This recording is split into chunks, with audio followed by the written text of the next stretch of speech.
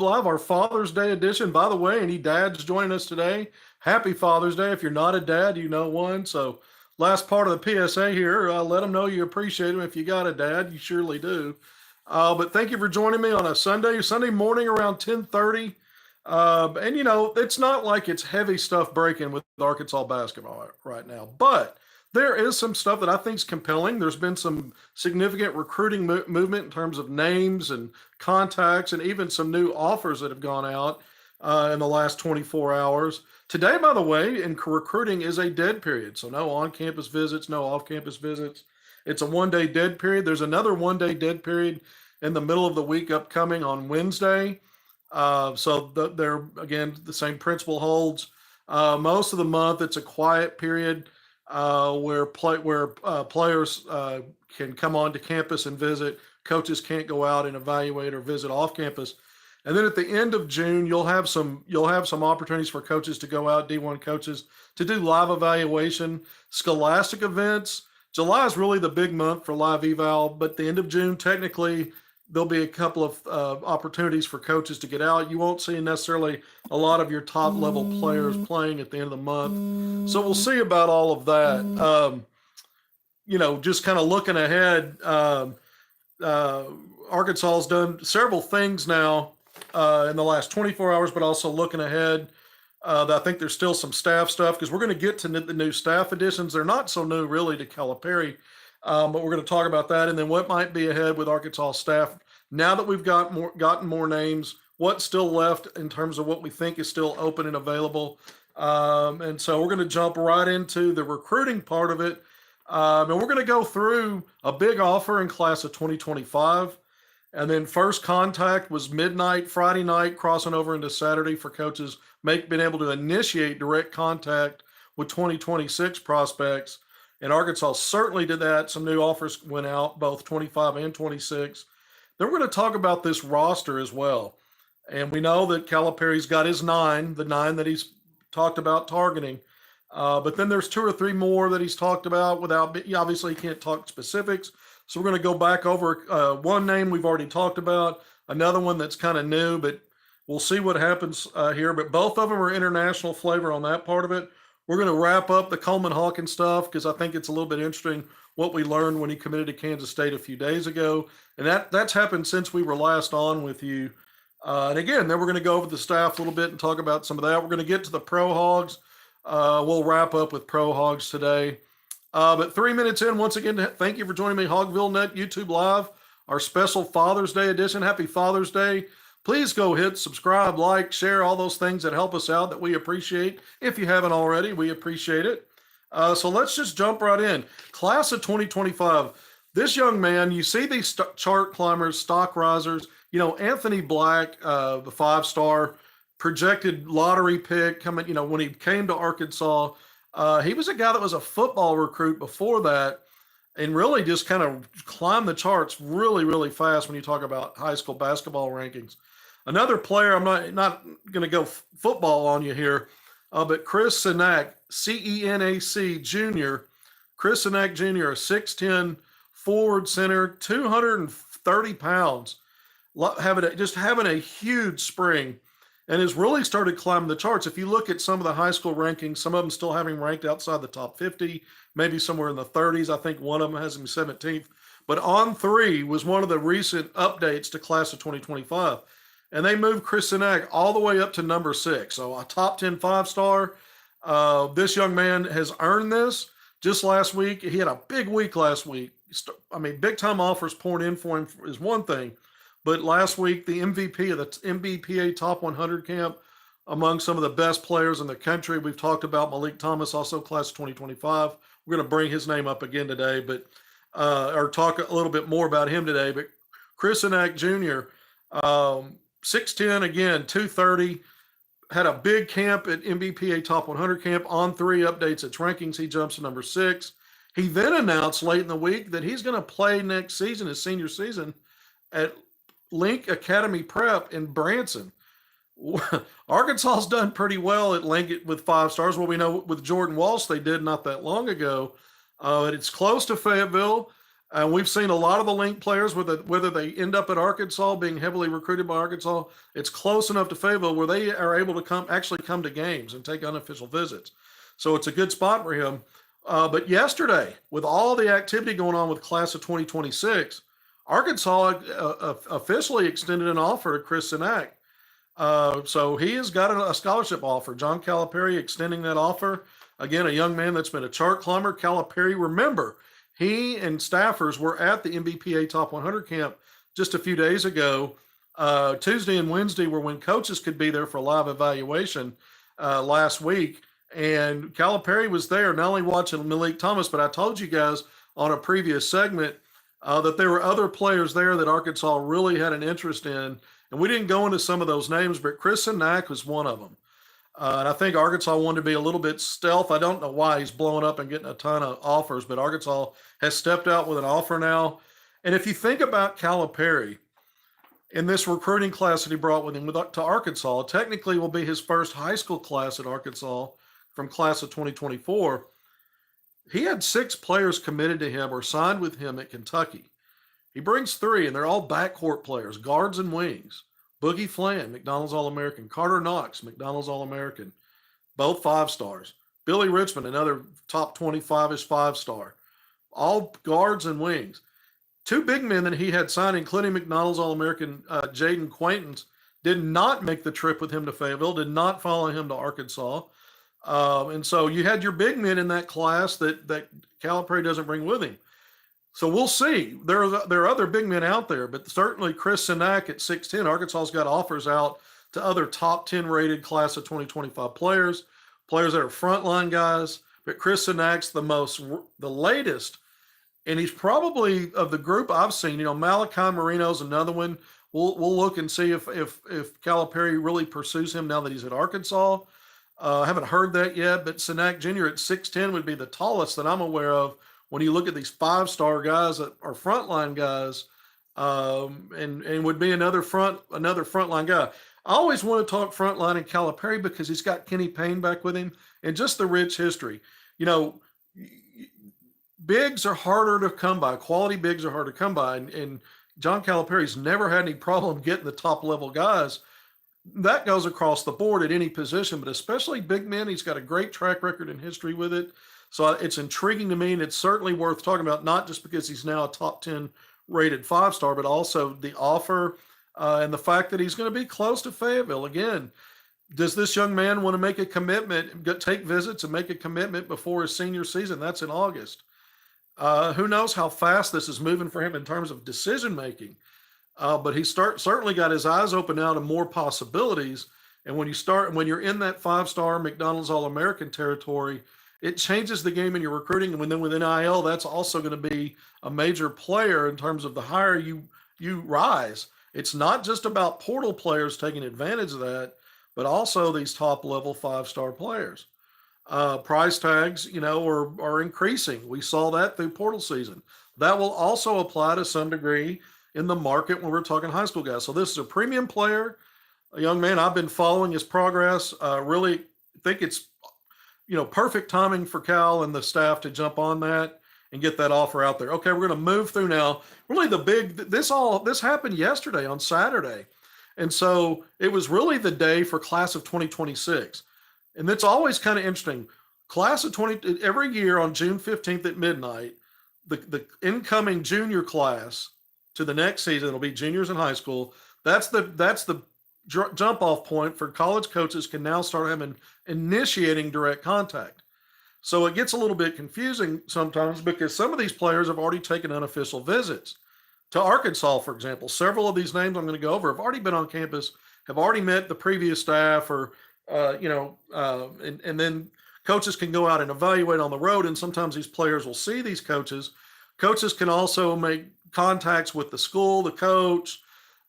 Players and their families can reach out to coaches before this marker, this calendar marker of when coaches can make direct contact. So players and their families can always reach out to the coach and have conversations, but the player and their camp has to initiate it. Until now for class of 2026. And so midnight, going from Friday to Saturday, coaches can now send texts, make phone calls, emails, those things directly to the player themselves.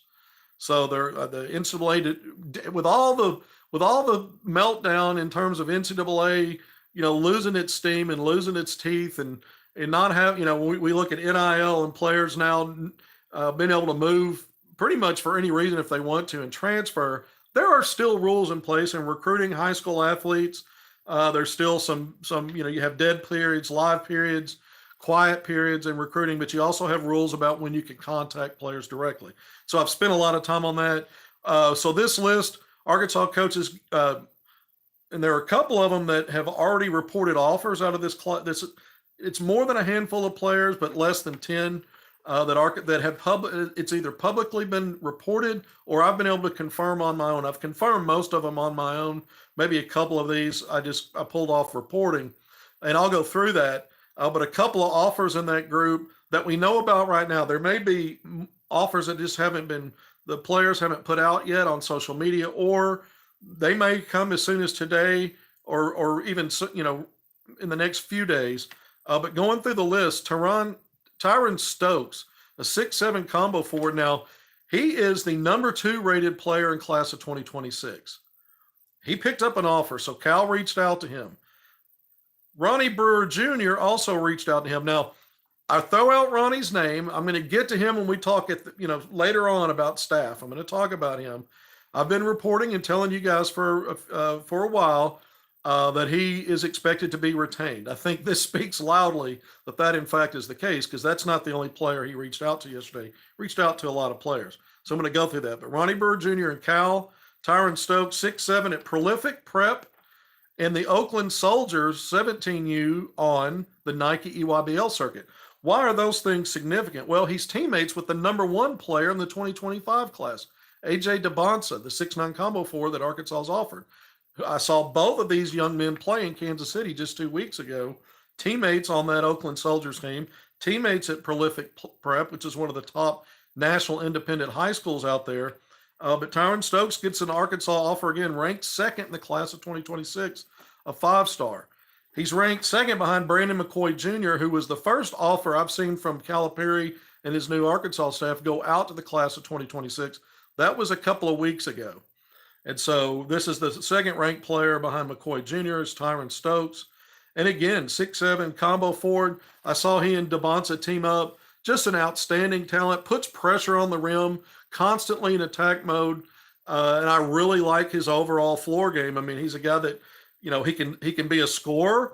He put up big numbers on EYBL, but he does a lot of other things. Hits the glass. He'll move the ball and get off the ball. He plays well off the ball for a young guy. So Tyron Stokes, the number 3 player, by the way, Caleb Holt, 6'5" wing out of Alabama. Alabama player, 5-star, national number 3. So he comes in right behind Stokes at number 3 in the class of 2026. And a source has confirmed with me that Ronnie Brewer Jr., in fact, reached out to him on Saturday. So remember, the coaches could start reaching out at midnight. And so a lot of these kids are getting contacts from programs all over the country starting at midnight. So some of these were happening right as the clock struck midnight or a little bit after. And then some of them played out during the day yesterday. So coaches are working it not only late at night, but through the next day. But Holt is a guy that, again, he's the 3rd ranked player in the class of 2026, a 5-star. So this is a very impressive player.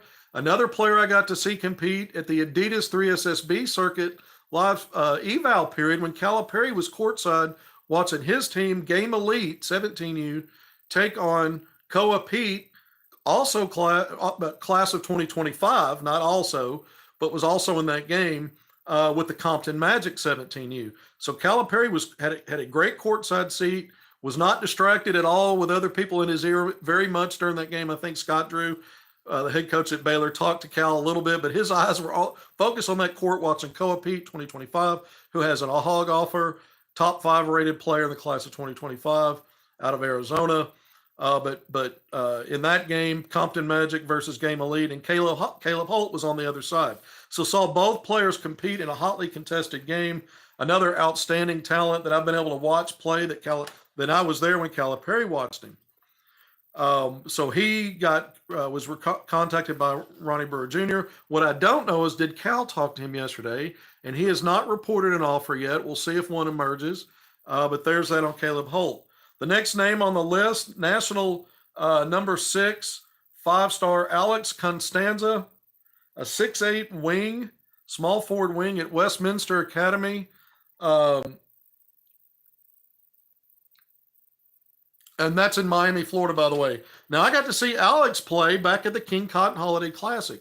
His Westminster team was in Pine Bluff back over the holidays, and I got to see him play. He was among the top 3 players probably there when you looked at the national rankings, from the 25 and 26 classes.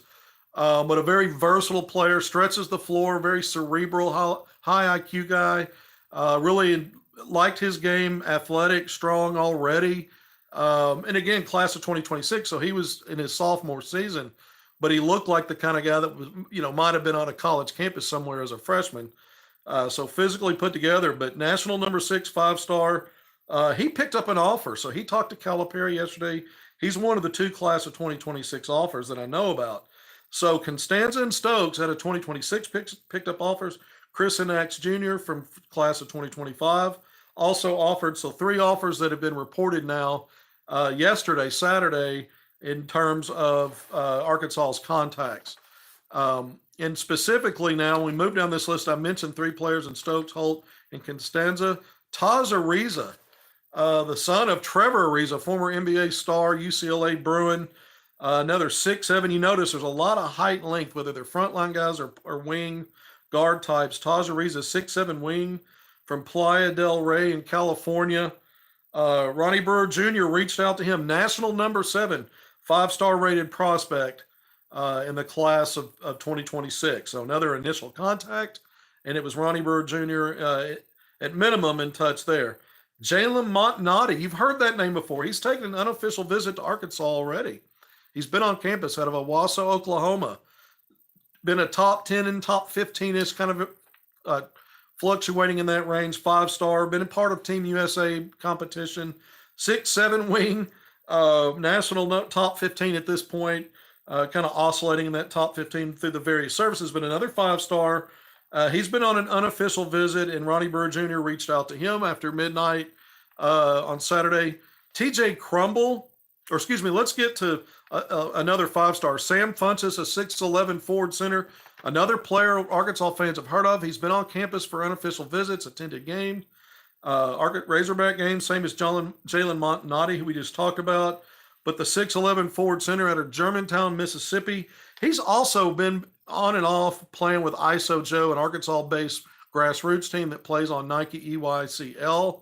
And Nike EYBL. Sam was with the team out of New Orleans, Levon, 16U. I saw him also play in Kansas City along with Montanati a few weeks ago. But Funchess heard from Ronnie Brewer Jr. as well. And another player out of this list now, I've mentioned 2 that have actually been on Arkansas's campus before. So it's significant because you've got a new staff now. This was all prior staff that these players are being recruited, being contacted at minimum by this new Arkansas staff, John Calipari and his staffers. And then we'll see what happens with, bringing guys back for visits, unofficial, official visits, that these 2026 kids could start ramping up some official visits now. But also Funchess, top 10 rated, 5-star. And that's kind of been the case. There are some services where he's sliding just a little bit, but not too far outside the top 10. And when you look at his composite, he's still top 10 and a 5-star rated player there. I think ESPN, he slid to 15th, but still a 5-star. Okay, so that's a group of players that all have a 5-star price tag on them, if you want to say it like that. And then TJ Crumble, a 6'7" small forward out of Cleveland, Richmond Academy, I believe, out of Cleveland, Richmond Heights maybe, national top 40, so a 4-star. So Arkansas has reached out to TJ Crumble out of that class of 2026, and again, he's a 6'7" small forward wing. And so those are. Now I'm going to get to the in-state guys because all 4 of the in-state guys that I know about that were contacted by Arkansas staff. All 4 of them have been on unofficial visits, either for games or some other setting where they took unofficial visits to Arkansas's campus. But we'll start with J.J. Andrews. Again, these are all class of 2026, first contact period. J.J. Andrews, the 6'6" wing at a Little Rock Christian Academy. ESPN has him rated the number 13 player in the country, a high-level 5-star, explosive, quick. And I didn't go through all of the talking points on all the players, but I've talked a lot about J.J. Andrews. Remember, he'd be a legacy if he committed to Arkansas. His dad, Sean Andrews, was one of the best offensive linemen ever at Arkansas, and then a guy that was a Pro Bowler on the NFL level. But J.J. Andrews has a ton of offers, got just a lot of schools listing up in the 20s and 30s yesterday in terms of how many made initial contact with him. But Arkansas was among them, and it was John Calipari who reached out to J.J. Andrews. We're going to keep an eye on that. 13th rated player, 5-star. I saw him again. The most recent time I saw him was 3 weeks ago at the Nike EYBL Session 4 in Kansas City. I mentioned some of these other guys I watched. He was one of them, and I interviewed most of them, including JJ, who continues to mention Arkansas fondly. But the game I saw him, he had a double-double, 15 points, 13 rebounds, and multiple assists and a couple of blocks. And but so J.J. Andrews heard from Cal. Jake Lanier, who just was the most outstanding, most valuable player in the Pangos All-American prestigious event, top 100 players or more in the country in class of 2026, in the top 30 All-Star game at that event, had a great week out there in front of NBA scouts, by the way. But Lanier, a 6'6" wing's been playing at Maumelle. I'll tell you now, I don't think he's going to be back at Maumelle. I think he's going to be shopping around at the different national independent schools, taking visits, and likely making a decision at some point soon. Probably, doesn't have to, I guess, anytime soon, but probably will. But just a guy that's super smooth, big time shooter. Brings a lot to the table. Great length at 6'6". I like it. His wingspan is plus. Reminds me a little bit of Moses Moody on that wingspan and frame to some degree. But Lanier heard from Ronnie Brewer Jr. among other schools. Again, had a long list of schools reaching out to him. But Jake Lanier hearing from Ronnie Brewer Jr. on the staff.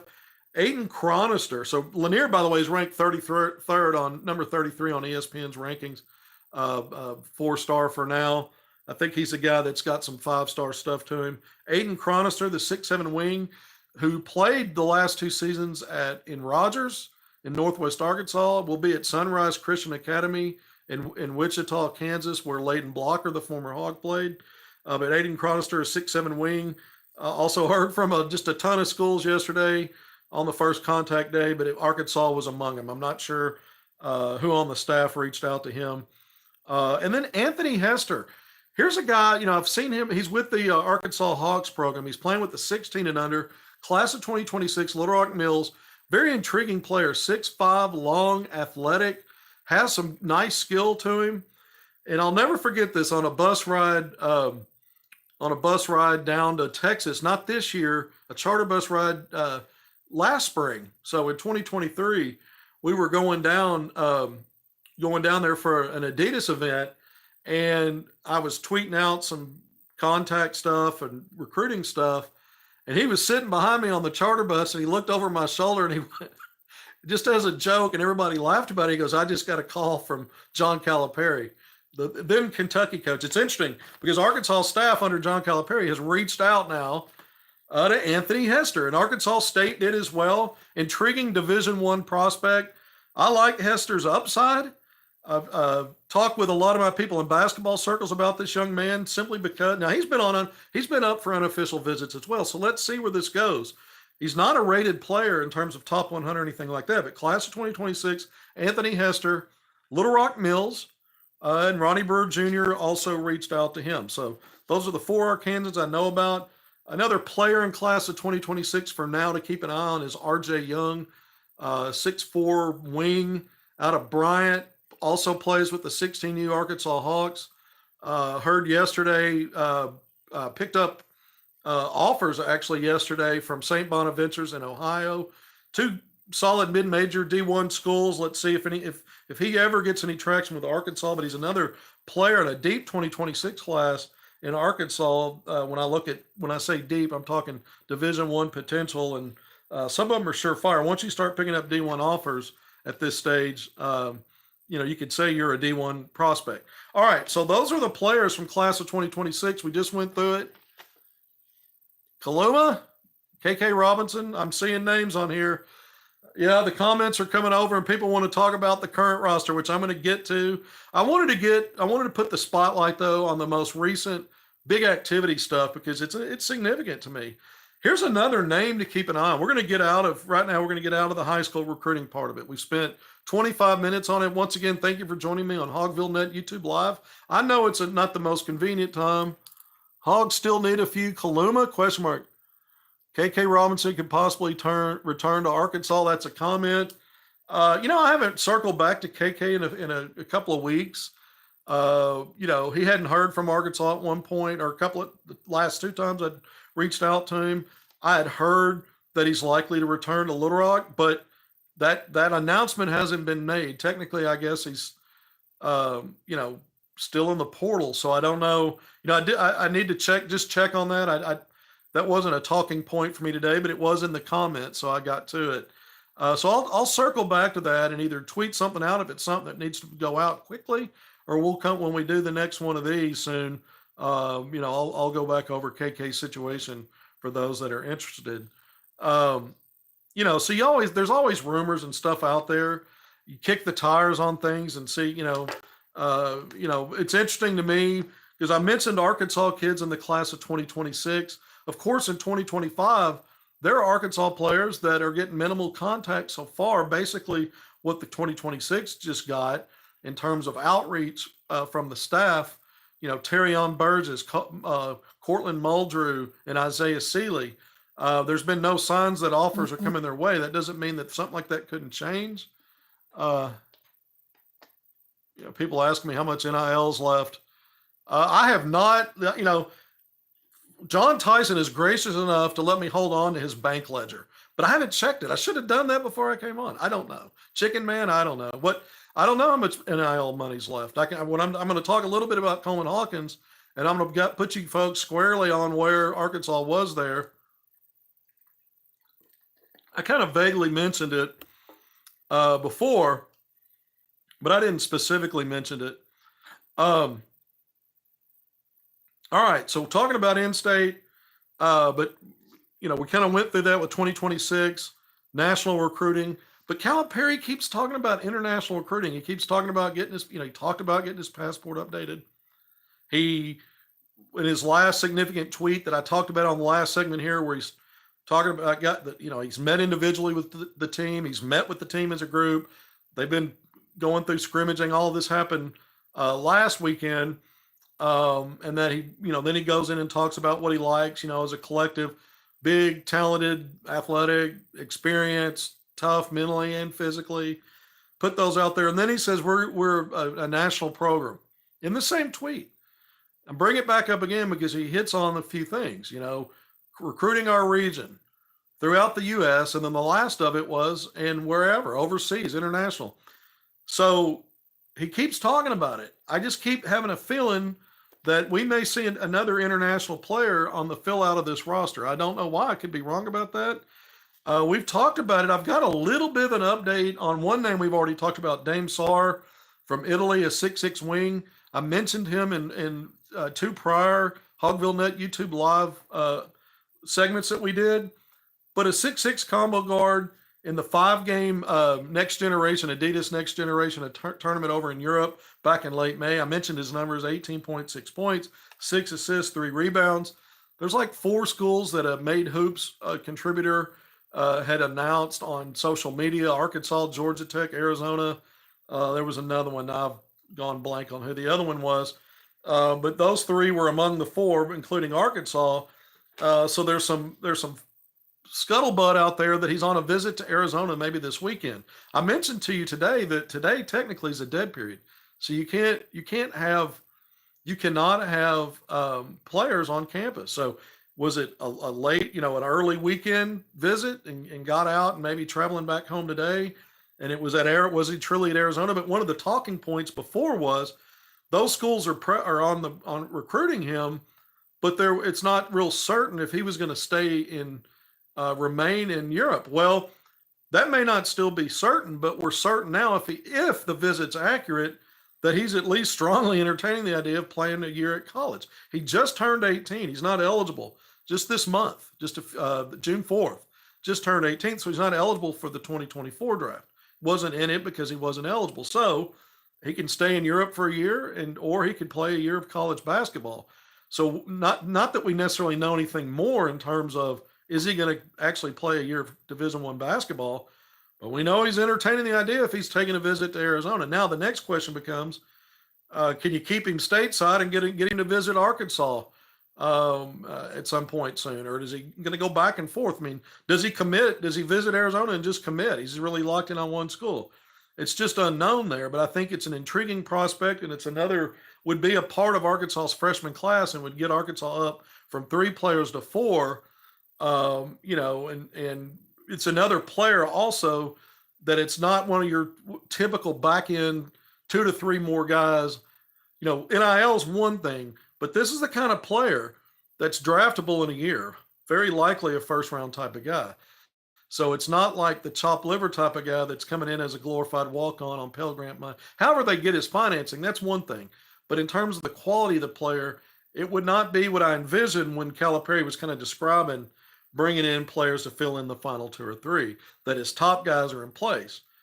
What would a Dame Sarr do to do anything to affect your top group? Another player, and this is coming from Trilly Donovan, and I'm just going to put his name out there because today is an important deadline. Today is the NBA's deadline for draft eligible players and from Europe to withdraw from the draft. If they're taking their name out of it, today's the deadline. All right, June 16th. So Ulrich, and I'm going to just butcher his last name, so I'm going to spell it first. Chomche, Ulrich Chomche, but from Cameroon. Joel Embiid, the MVP season before last in the NBA is from Cameroon. And this is another big man, 6'10", 6'11", 220, 7'4" wingspan. He's a guy that's had some, and if you looked at some mocks, the best I've seen is like back end maybe of the first round, mostly second round. I don't know if he's moved much. He was, but he's a guy that there's some people think he's going to withdraw and maybe play a year in college. And Trilly Donovan's reporting if he does withdraw from the draft, that Arkansas might be in play there. But, NBA Academy Africa was a team that there was I only saw stats for 3 games. I don't know what that's all about, but in reporting a 3-game stats for him, playing with NBA Academy Africa, 13 points, 9 rebounds, 3 assists, and nearly 3 blocks, 2.7 blocks per game in that event. Only 42.4% from the floor, but what intrigues me is most of his volume. I looked him up. Most of his volume was from 3, and he shot 38.1% from 3, making between 2.5 and 3 threes per game to get to those 13 points. So that is a high percentage. You're talking about a 6'10", 6'11" guy, and he rebounded. Again, 9 rebounds per game. He blocked shots, rim protector, and he shot well, 75% from the free throw line. So here's a guy to maybe keep an eye on. Ulrich Chomche. If you go back and look at the thumbnail that I put up with this HogvilleNET YouTube Live, it's a photo. It's a headshot of Ulrich. That's who that is, if you're wondering who I've got there. So a couple of international names to keep an eye on. Again, Calipari keeps talking about the international thing at various opportunities. He's real subtle about things. It's kind of like cryptic stuff. He goes through spells where he's real active on Twitter with, usually it's photos of friends or something going on, something he's attending. And then he'll give you some nuggets. And sometimes where he's going to visit friends is where he might be seeing a player. But the international thing, it's something he keeps coming back to. And so keep an eye on that. Like I said, I mentioned those 2 names. Who knows who else? There may be other names that obviously there are that I don't know about.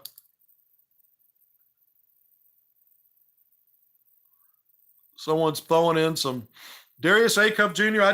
He and Malik Thomas. Let's just go back to 2025. Darius Acuff Jr., top 10 rated 5-star, IMG Academy, Detroit, 6'3" point guard, blew up at Team USA under 18 event just recently in a gold medal run. And he's a young man that took a visit. That's a first visitor from the high school ranks, period, class of 2025, to come to Arkansas since Cal's been there. And then Malik Thomas is going to supposedly visiting UConn with a visit to Arkansas toward the end of the month, the 25th to the 27th.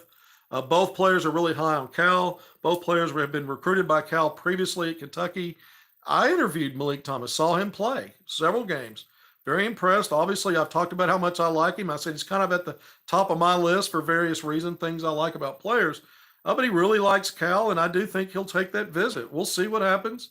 You know, he could visit UConn and two-time defending national champs, and they start talking NIL and let's win a third, and look what we've done putting guards in the first round, and now he's off the board. Who knows? But both of those guys, when we're talking visits, because we went through all these offers, first contacts, and then the 2025 kid that just picked up an offer that's going to Link Academy all of a sudden. But yeah, we needed to at least mention the names Malik Thomas and even Darius Acuff Jr. For class of 2025. So I'm responding to a comment. But I thought I would, reverse gears a little bit and go back to that. As far as the roster goes, we're 36 minutes in, by the way. Thank you for joining me here on HogvilleNET YouTube Live. As far as the current roster goes, if it's not international, I've said this so many times. I brought up some names a few days ago, the last time I was on, still in the portal. One of those players was a young man, a 6'9" forward out of Marist, who was still in the portal, ranked in the 300s. He's a frontline guy. And I saw reporting, and his name escapes me now. I didn't have this as part of my notes today, but I'm thinking about it. But he is out of the portal. He's going to play professionally. He's not in the NBA draft, but he signed a contract somewhere overseas and just going to go ahead and play professional ball. So still some interesting developments when you hear about portal guys this late into it. You think about it, it seems late, and certainly it is because most players have got their destinations ironed out and they're already on campus. But decisions are going to be made through not only here as we get to the midpoint in June, but through July and August. So, you think about John Calipari has been on the job effectively 2 months, 8-9 weeks. Well, there's more time than that left. I guess when does I think fall semester starts either late August or sometime in September. I mean, there's more time on the calendar from this point until school starts than there is since he's been on the job till now. So the point is, he's got time to make decisions on players and how he wants to complete this roster, which means if there's international guys out there, he's got time to do that. There's still probably maybe some portal stuff that could shake out. Interestingly, they always seem to. Last year, it was Trey Mitchell that landed in his lap after the kerfuffle with Bob Huggins at West Virginia. So you just never know how these things are going to shake out or what shakes down or what plays out. But I do find it, in my opinion, I believe that there's a top 9 level kind of guy that Calipari may still get. In other words, whether it's an international player, something that falls in his lap that we don't even see coming, could there be a player from the 2024 class that for whatever reason wiggles out of a signed letter of intent or is already unhappy where they're at in summer? Those things happen. So you just never know how something can play out with a top level guy. For instance, this is one example. But going back to UConn and Dan Hurley, had he left for the Lakers, does anybody think for a second Arkansas and Calipari would have been all over Liam McNeely? That's the point. So you just never know what else could still play out. And so always keep an eye on that. I'm still interested to see. I've said it, and I'll say it one last time before we move on to the new staff announcements.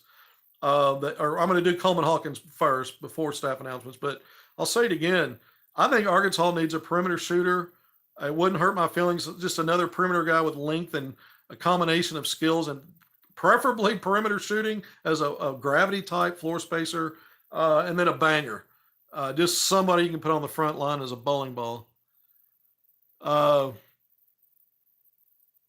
Somebody said JJ's going to be a beast. He already is. JJ Andrews, if you're talking about him, I love him. Great young man, and already a really, really good player. Jacob Lanier is as well.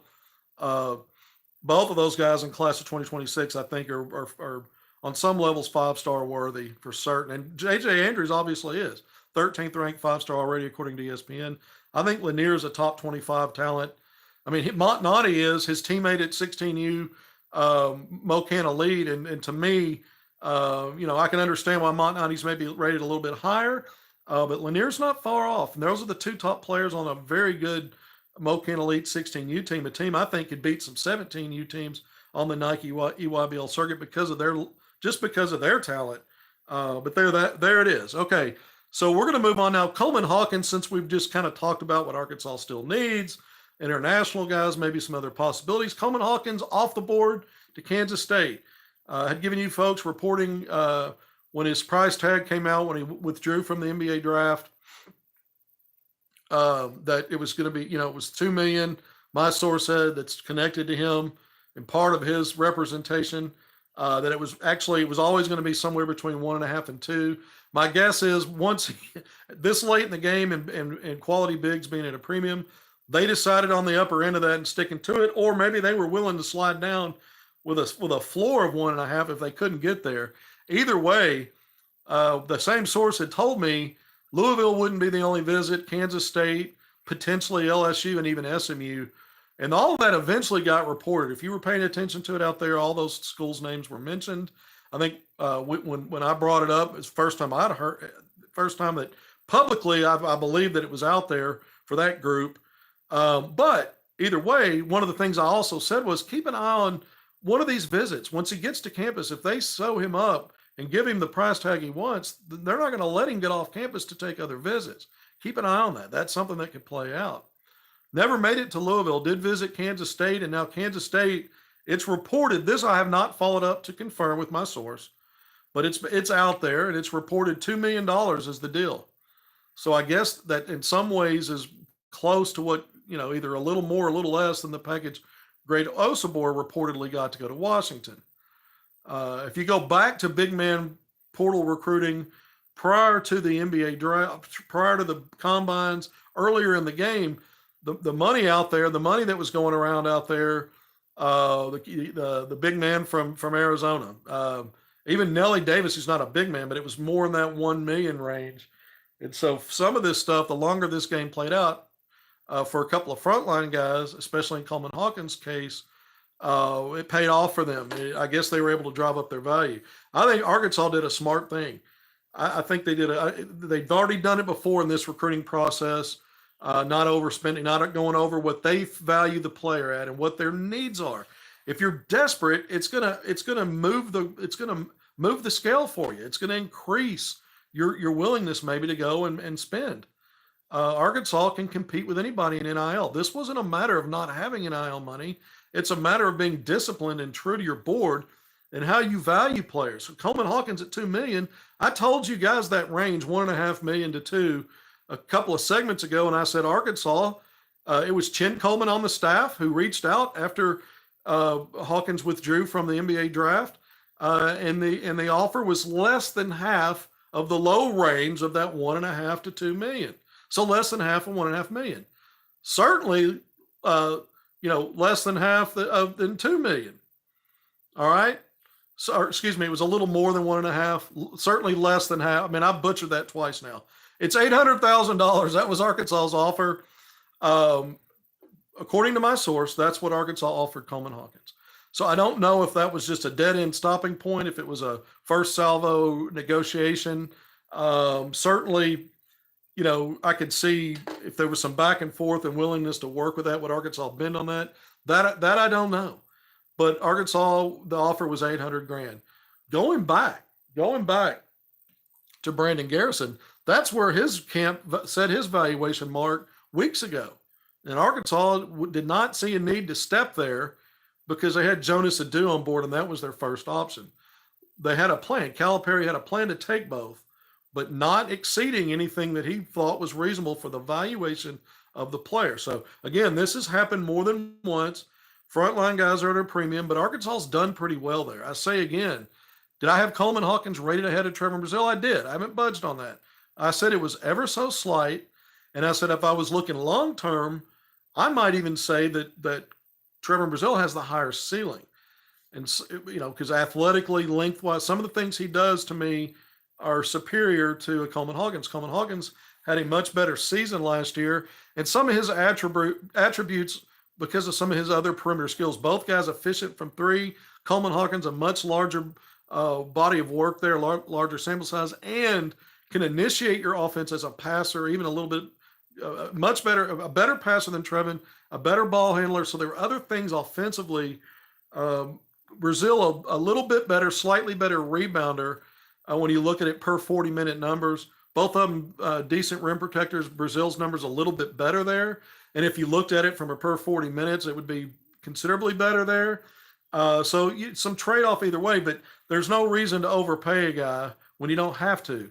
And Arkansas's front line, when I look at Big Z, Jonas Adu, and Trevor Brazil, they weren't desperate because you already had Big Z and Jonas Adu, and then you had Brazil as you know. I saw those as interchangeable 1 and 1A options, and so you make the right move there. Coleman Hawkins, again, the market is whatever a team's willing to pay sets the market, but that doesn't mean everybody else has got to go overboard. It's based on their needs and what they think. All right, nearly 46 minutes in. Thank you for joining me on HogvilleNET YouTube Live. We appreciate it. Love bringing the content. Happy Father's Day. I said it in the beginning. I'll say it again. Either you're a dad, you deserve it. Pat on the back. Hope you got something nice today. Hope you're having a great time with your family. If you're spending a little bit of time here, thank you. If you get around to it later, we were thinking about you. And if you're not a dad, you have one or no one. So let them know. But, real quick, let's get to the staff stuff. Bruiser Flint, who I already knew was part of the staff, not just because he'd been out there on social media, not because I heard about it before the Calipari. I actually knew he'd be following Calipari before the Calipari announcement ceremony that was made it all official. We already knew he was the head coach way back when. But Bruiser Flint, I saw him on the road recruiting with Calipari at the first live eval session in the Adidas session down in Texas back in May. So a month ago. It was mid-May, so it's been a month. But he was there recruiting, and he had the Arkansas Razorback gear on. So we knew he was part of the staff. He was formally announced with 4 other names, so 5 total, coming from the university, formally announced as a special assistant to the head coach. So it helps explain why he was allowed to be on the road and recruit. You have the head coach who can go on the road and recruit, and then you have 3 assistants, your 3 main assistants that are designated. But you can get waivers and exceptions at different times. If someone on your staff it can't be out to recruit for a specific event, then you can get a waiver and someone on your staff. Bruiser Flint was one that was designated as being able to do that. Former head coach, when Cal left UMass, Bruiser Flint became the head coach at UMass, so he's got head coaching experience and has been with Cal his last 4 or 5 years at Kentucky on his staff, and obviously followed him over. So his new title is special assistant to the head coach. Chris Woolard, I think I'm pronouncing that right. It might be Woolard, Woolard, general manager. So I liken this position to what the previous staff called director of basketball operations, DOBO. They call it a general manager, GM under this staff. 13 years with Cal at Kentucky. Calipari has a foundation. This guy's directly involved with that, but he'll be in charge of the day-to-day operations, I guess, of what he does for working with Cal in the basketball program. He's the general manager. Lanetha, I'm probably butchering her name, Pryor. She is the chief of staff. She's been named as chief of staff.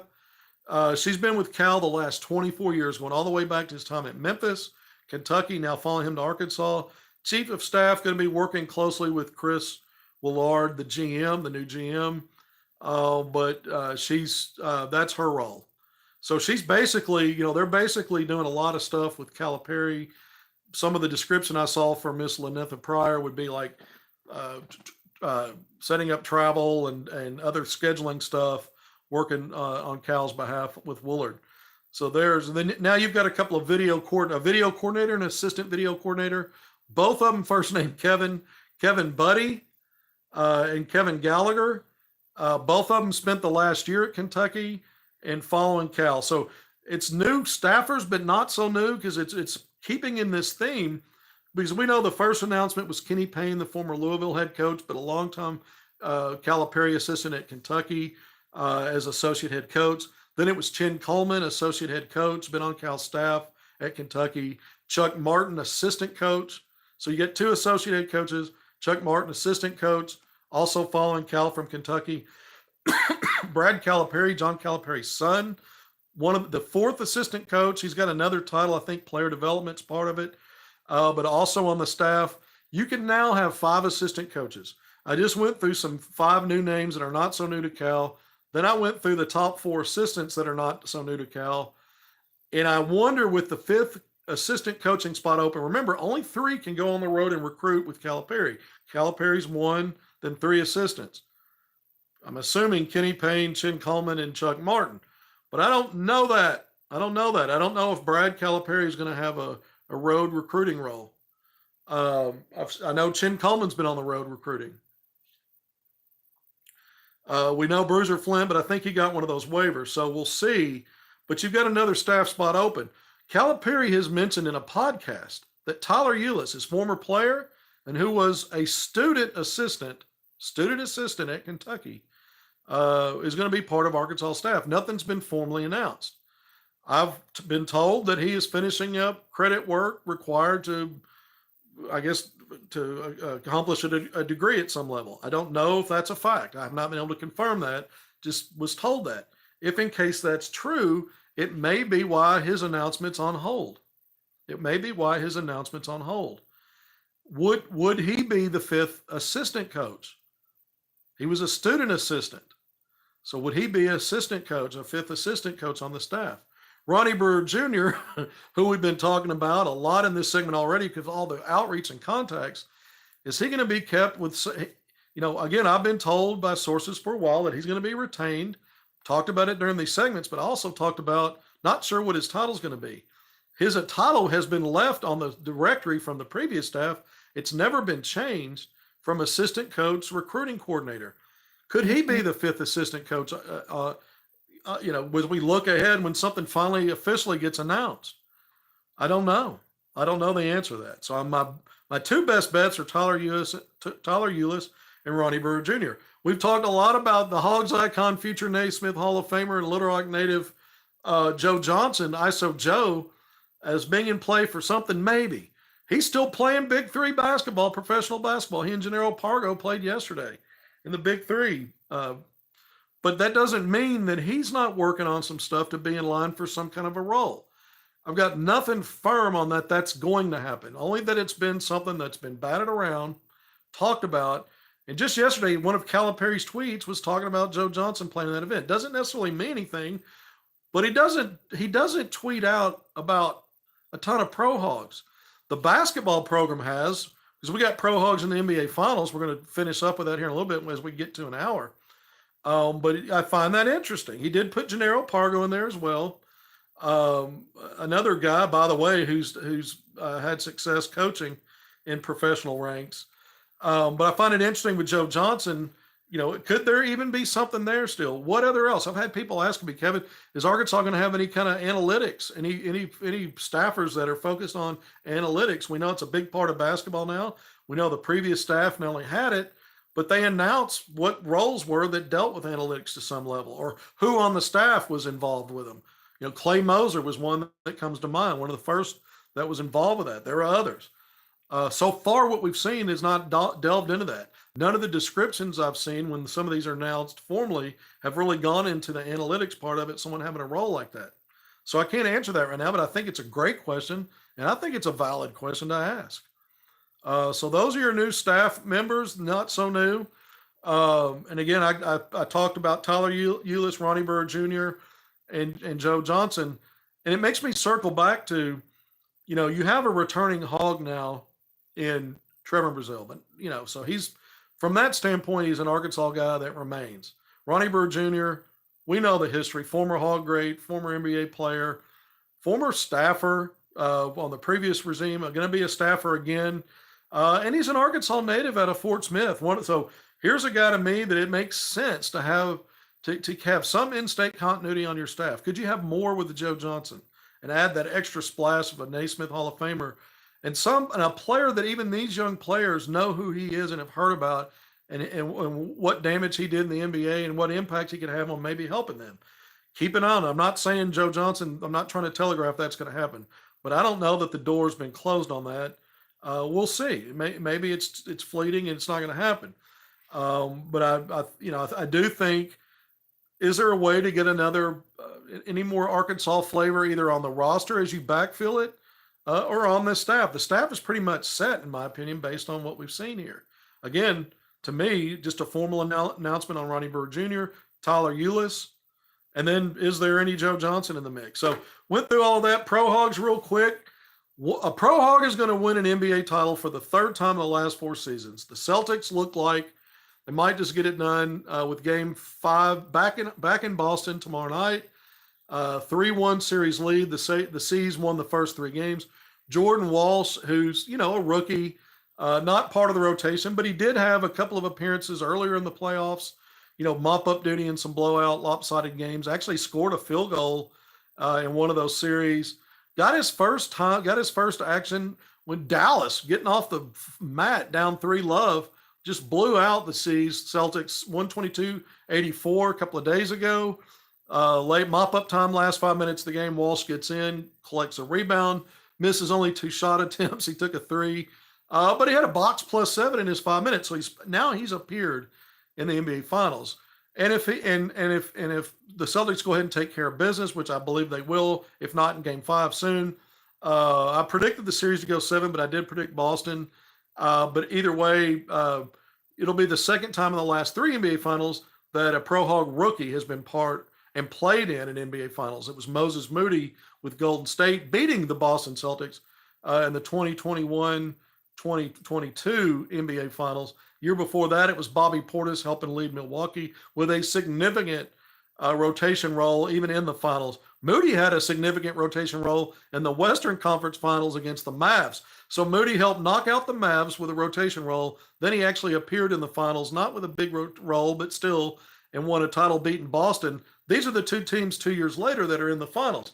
So it looks like Jordan Walsh is going to get a ring as a rookie, probably. But if he doesn't, that means Dan Gafford, the 5th-year pro, who going way back, I was talking about, was having a breakout year at Washington, where he played most of the season before he got traded. I thought he was the most valuable player on the team with other hyped guys, but he was bringing it both ends and really was, in my opinion, was going to be a valuable asset out there for teams trying to win now. And Dallas went out and got him. Dallas had been arguably the best team in the NBA after the trade deadline, based on record and some other things. When you looked at offense and even some defense, they got better on defense. But some of those ratings. But what a run they've had to get to the finals. Gafford had a 13.9 rebound game in Game 2 in this series. He's seen his minutes dwindle more and more. He's been splitting time with the rookie and lottery pick Derek Lively out of Duke again. But that Lively's strung together back-to-back double-doubles. He's getting increased minutes, playing around 30 or more minutes. And Gafford in the last game, he's been efficient as hell. He hasn't missed many shots. But only had 7 points, 4 rebounds, and a block in that blowout win, box +12. Only played 10 minutes, so his stats were great. But he hasn't, like I said, he's shooting well over. He led the NBA in field goal percentage this past season. And his percentages are even better in this final series. He's just not getting a lot of minutes or a lot of looks, but you expect him to finish off because he's mostly getting it around the basket.